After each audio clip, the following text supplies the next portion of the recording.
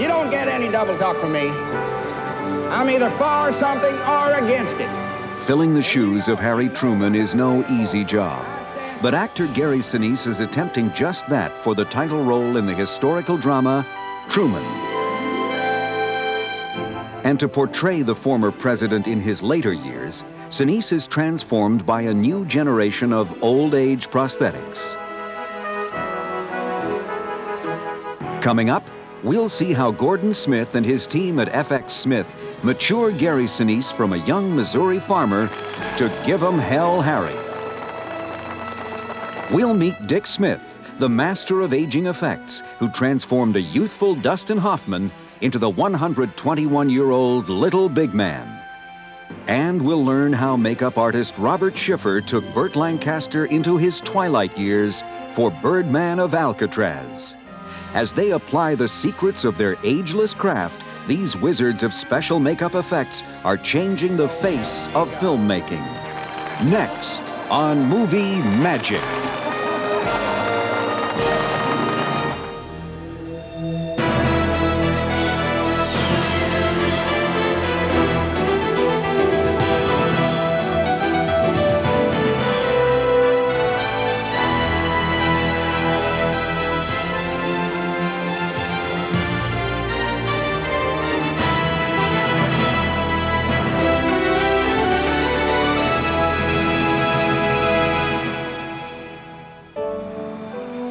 At the first light of dawn, long before the movie cameras roll or a single line of dialogue is spoken, special makeup effects artists and the actors they will transform arrive on set.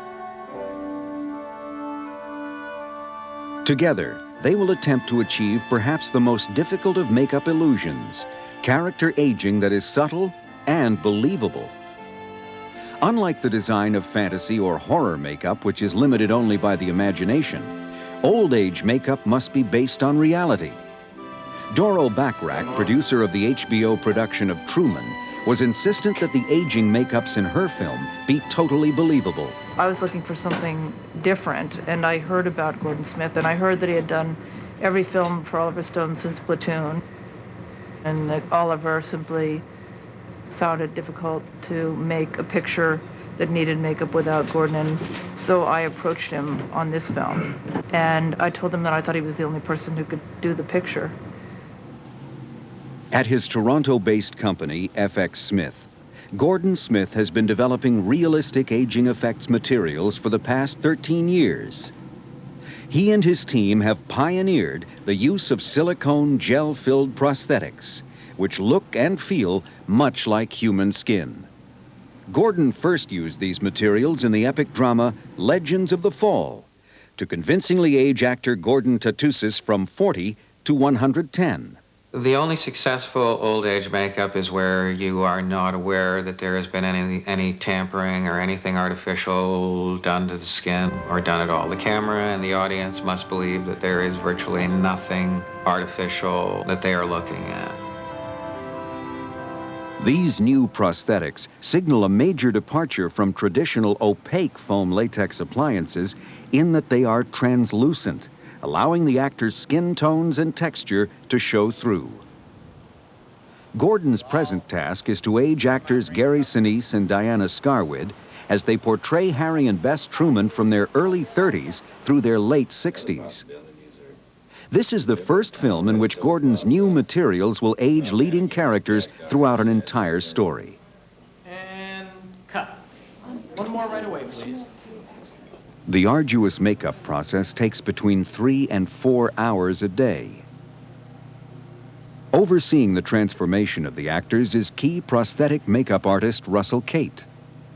Sensitive to the discomfort of sitting so long in the makeup chair, Russell and the FX Smith team have made efforts to reduce the actor's stress while in the makeup trailer.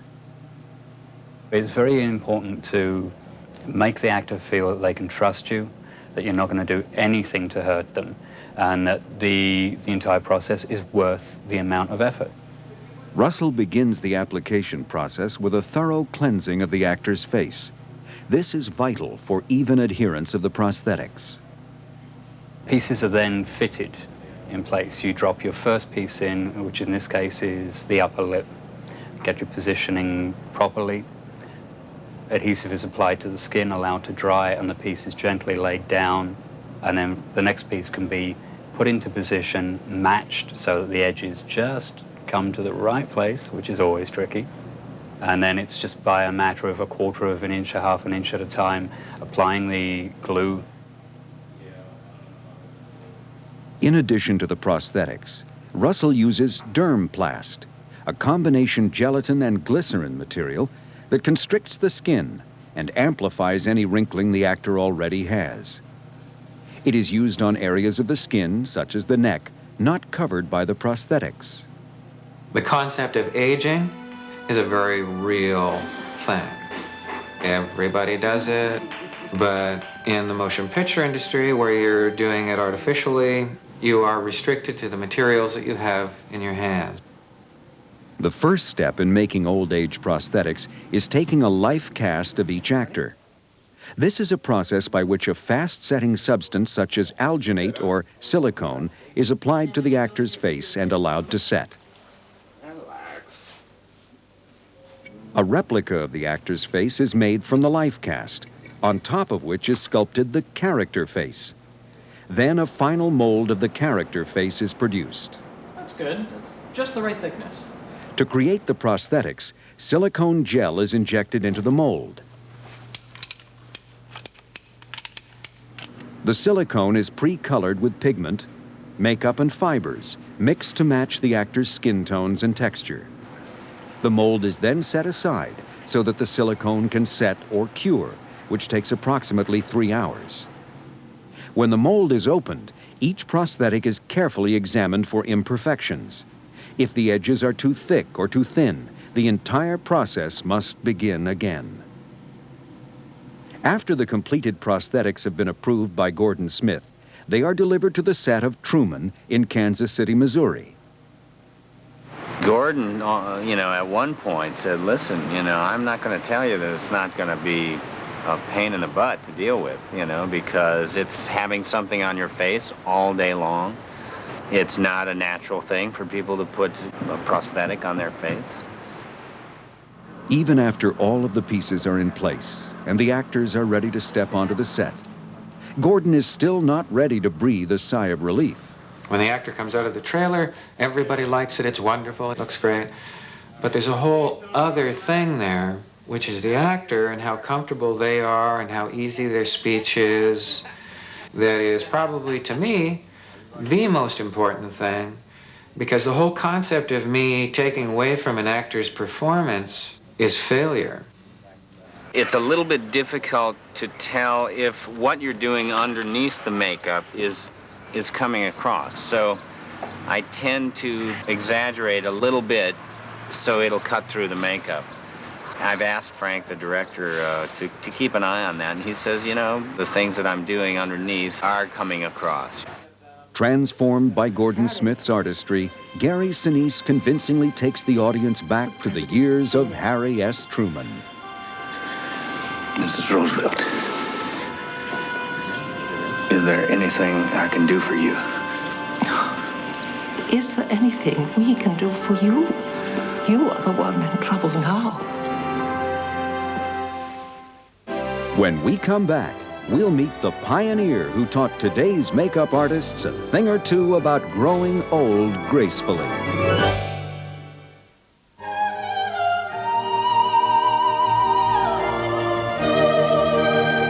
When makeup artist Dick Smith aged actor F. Murray Abraham for the role of Antonio Salieri in Amadeus, he brought 40 years of experience in aging effects to the film.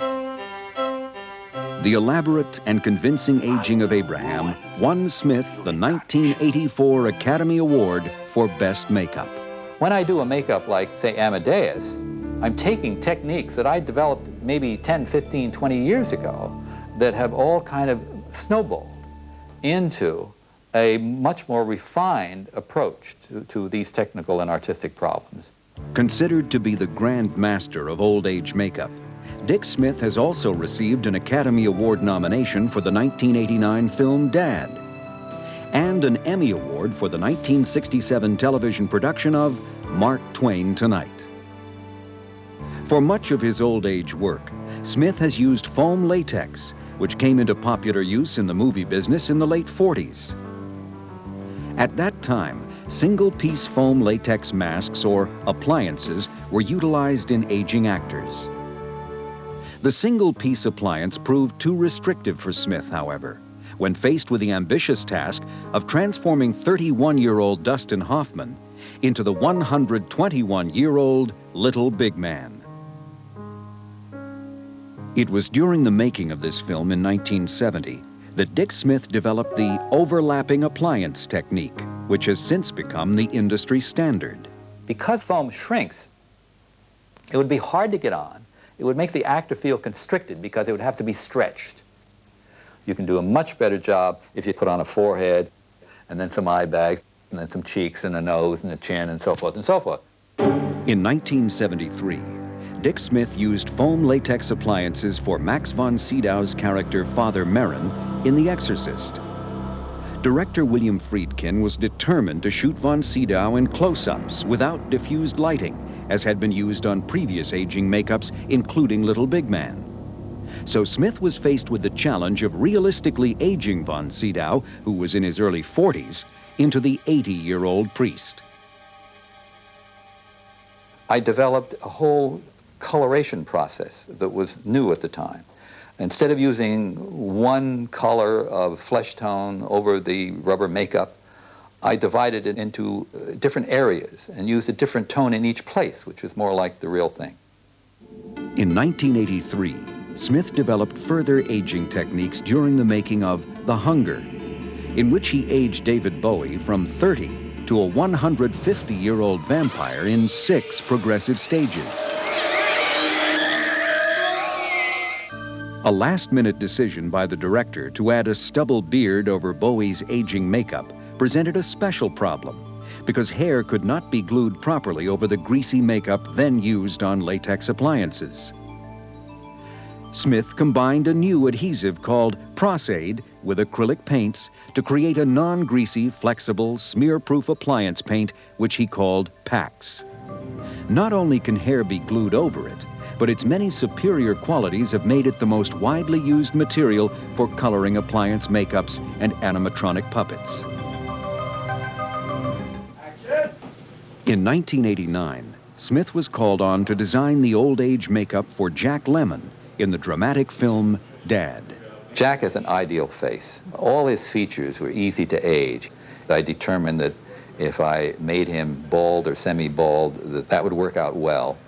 And I decided that he would look good in a mustache. That would help the aging and also change him from the usual Jack Lemmon image, which is one of the things that I sought to do. The application process, which took between 2 and 3 hours a day, was done by makeup artists Ken Diaz and Greg Nelson. They, together with Smith, received an Academy Award nomination for their subtle and believable aging effects. I've always considered aging really the ultimate challenge in makeup, to try to make it look totally believable and not like makeup. I mean, that's the ultimate. So I'm a person who's a perfectionist, and I've always tried to find better ways to do this. I benefit from it, and everyone else benefits from it. It's a legacy that I pass on to the industry. The younger generation is reaching and passing me by and will carry the torch on further, as it should be. Several of Dick's protégés have gone on to win Academy Awards of their own, including Greg Canham for Mrs. Doubtfire, Kevin Haney for Driving Miss Daisy, and Rick Baker for Ed Wood. He, more than anybody, is responsible for the state-of-the-art of makeup effects today, and a lot of that was because he shared the information. You know, he came up with a lot of unique ways of doing things, and he would share it with anybody who wanted to know.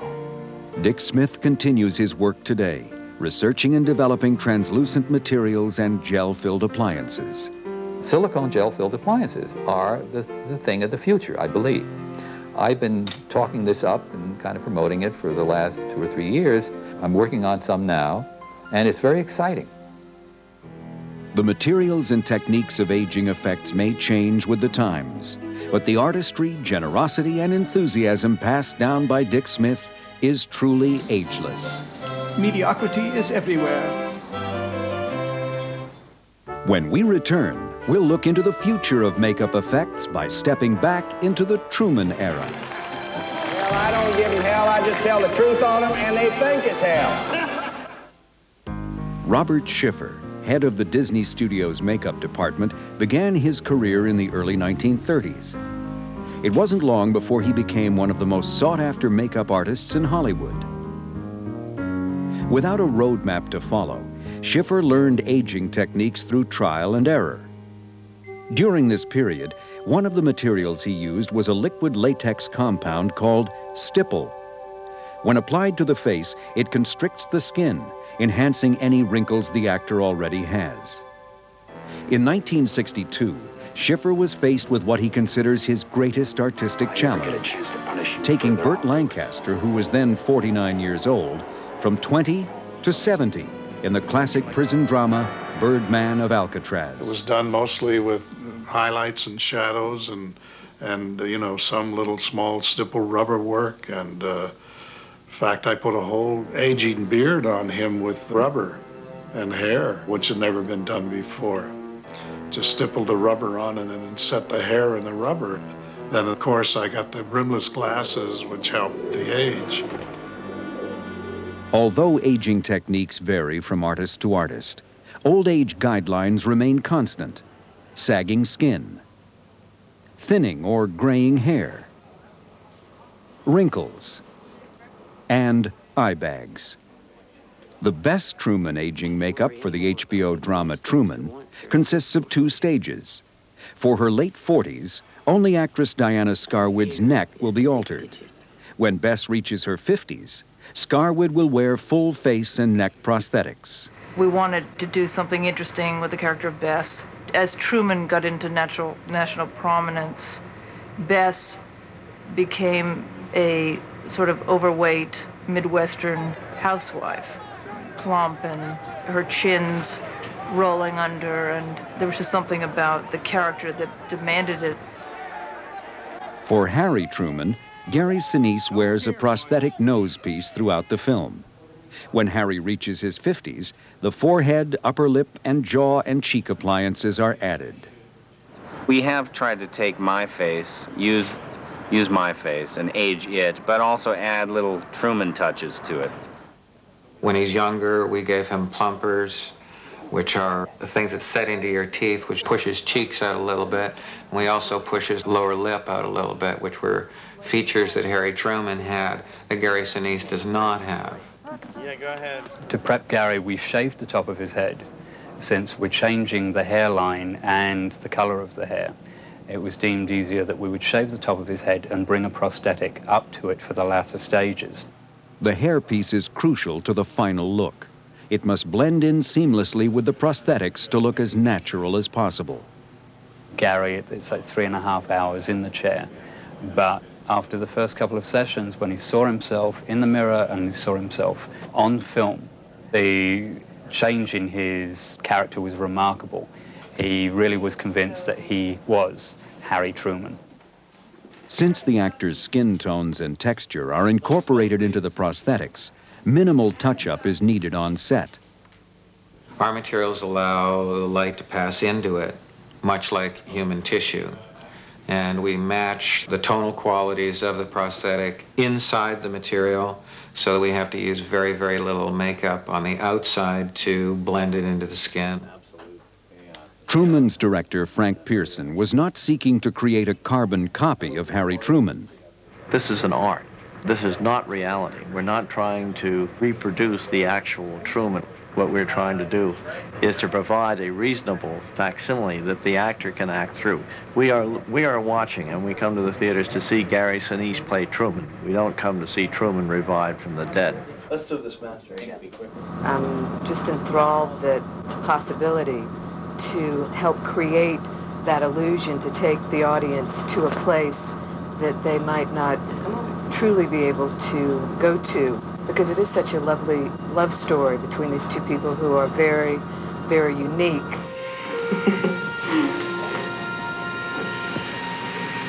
What's funny? For 40 years, every time I reach for this hand, it's always been there.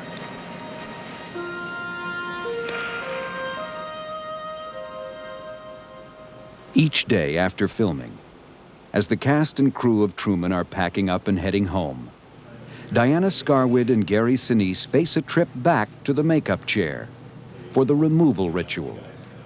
5 weeks of intensive daily makeup can take its toll on an actor's face, so the peeling process is done just as carefully as the application, using the most gentle adhesive removers. It's actually not a bad thing to, after working all day, to lay back in the chair for 45 minutes and let somebody massage your feet and let all these people get around you and peel your face off. As Gordon Smith and his colleagues continue their work with these new prosthetic materials, the art of aging will reach new heights of realism on the screen. I'm very excited about the whole concept of being able to take this generations farther. And I, quite frankly, would like to see a lot of people using it. Because the only thing that really matters is the end result and that little gift that we've given the audience to suspend their disbelief a little better. Combining the legacy passed down to them by pioneers like Dick Smith and Robert Schiffer with the technology of tomorrow, special makeup effects artists like Gordon Smith will usher the art of aging into a new era of movie magic.